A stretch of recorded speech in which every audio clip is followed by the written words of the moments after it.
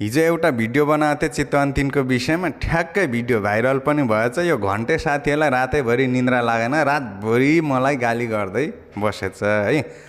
तिमीहरू जति उफ्रे पनि जति गाली गरे पनि सुनसरी 1 मा जित्ने हर्क साम्पाङले नै हो, चितवन 3 मा जित्ने रेणु दाहालले नै। अब तिमीहरूले टाउको फुटाएर भयो त, टाउको ठोकेर भयो त, गाली गरेर भयो त, जित्दैन त, उनीहरूले नै जित्ने है। त्यसो भएको हुनाले जब मान्छेसँग तर्क बहस गर्ने क्षमता हुँदैन नि, गाली गर्ने हो क्या, उसँग भिजन हुँदैन, एजेन्डा हुँदैन, अनि गाली गर्ने। तिमीहरूको बुद्धि नै त्यति छ क्या है त।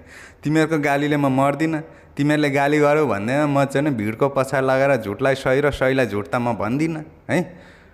अनि गाली गर्दैमा देश बन्ने भएदेखि रत्न पार्कमा बसेर गाली गर्ने मुकुन्दले उहिले आकाशमा स्पेस स्टेसन पठाइसक्थ्यो क्या। गाली गर्दैमा, अर्काको आलोचना गर्दैमा देश बन्दैन साथी हो है। अनि भिडकै पछाडि लागेर भिड नै देखेर चुनाव जितिन्छ भन्ने लाग्छ भने तिमीहरूलाई जनकपुर यही ठाउँ यहाँ आएर हो। अस्ति रवि बालेन जाँदा पनि यति नै भिड थियो, आज चाहिँ गगन थापा जाँदा नि यति नै भिड छ। ल भयो त, चुनाव जित्ने रहेछ।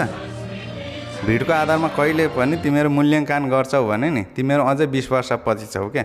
हो यस्तै भिडकै कुरा गर्छौ भने त 64-65 सालतिर प्रचण्ड बाबुरामलाई हेर्ने मान्छे नि भिड यसको 10 गुणा ज्यादा हुन्थ्यो क्या। दोस्रो संविधान सभाको चुनावमा किन उनीहरूको 80 सिट मात्रै आयो?